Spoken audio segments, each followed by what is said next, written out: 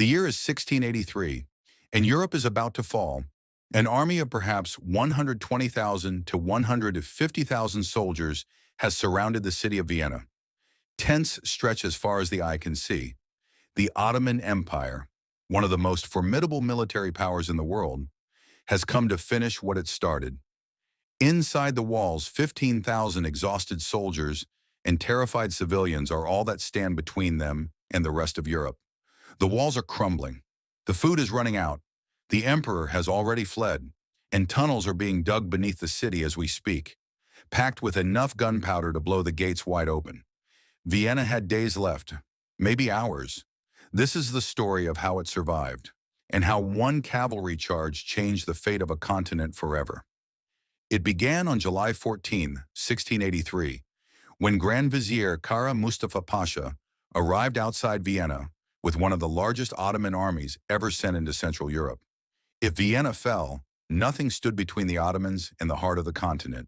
Emperor Leopold I knew it, and he fled west with the imperial court, leaving the defense of the city to one man, Count Ernst Rudiger von Starhemberg, a man who looked at the vast enemy encampment outside his walls and decided he was not going anywhere.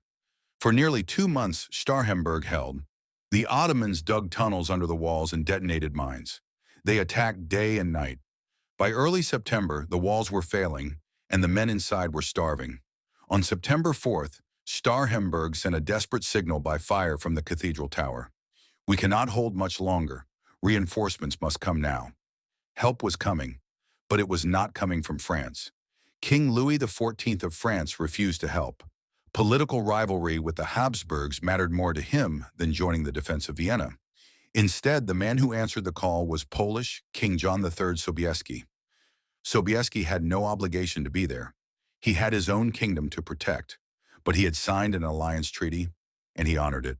He marched from Krakow with roughly 27,000 Polish troops, including the most feared cavalry in the world, and he took command of a combined relief force of around 70,000 to 80,000 men.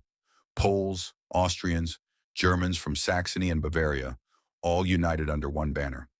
In secret, Sobieski led his forces through the dense Vienna woods and up to the top of Kahlenberg Mountain, which overlooked the entire battlefield. On the night of September 11th, the Allies lit bonfires on the heights. The people of Vienna, starving and desperate in the city below, looked up and saw the fires burning in the darkness. They knew help had arrived. At dawn on September 12th, the battle began. For hours, infantry from both sides clashed across the hillsides and valleys below Kahlenberg. The fighting was brutal and grinding. The Ottomans held their lines. The Allied advance stalled.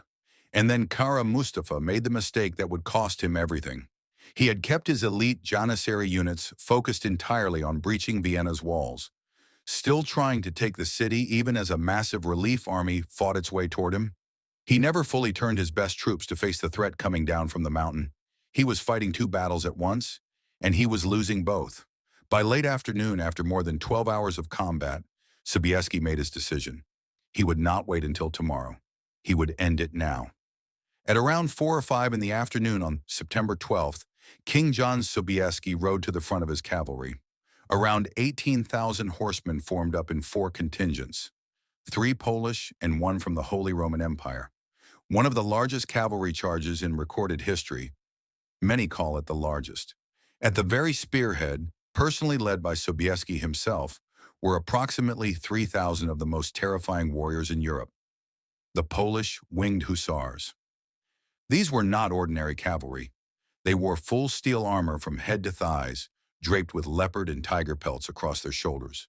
They carried 19-foot lances, sabers, pistols, and battle hammers.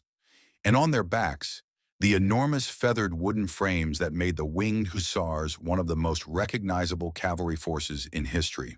Sobieski rode at the very front, armed, armored, leading the charge the way commanders in 1683 still did. He gave the order, and 18,000 horsemen began to move. The ground shook under their hooves. The thunder of the charge rolled across the valley as they descended through vineyards, over fences, across rough terrain, a wall of steel coming down the hill. They smashed into the exhausted Ottoman lines. Lances shattered. Horses trampled everything. The Ottoman formation that had stood firm all day collapsed in minutes. Panic spread like a fire through dry grass. The charge lasted about 30 minutes, but it decided everything. The defenders inside Vienna heard the roar of the charge from inside the walls. The survivors of 2 months of siege poured out of the gates to join the fight. The Ottoman army, already stretched across the siege and worn down, collapsed into retreat. Thousands were killed. Thousands more were captured. The retreat became a catastrophe. The Allies captured the Ottoman camp, including the Grand Vizier's enormous red silk tent. The looting was massive, causing real friction among the Allies when the Poles took the lion's share. The aftermath was not clean. Both sides had committed brutal acts. The chaos of victory left a city that had been pushed to the very edge of survival. Kara Mustafa escaped the battlefield. He did not escape the Sultan. On December 25, 1683, he was strangled on orders of Sultan Mehmed IV for the humiliation of defeat. The Battle of Vienna lasted 15 hours, and the consequences echoed for decades. After Vienna, the Ottoman Empire would never again launch an offensive into Central Europe on this scale.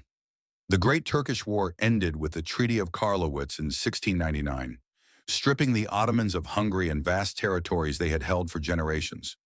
The high water mark of Ottoman expansion into Europe was September 12, 1683, and it broke against 3,000 men with wings on their backs.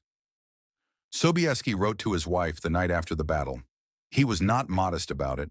He told her he had saved Europe. Many at the time believed he had,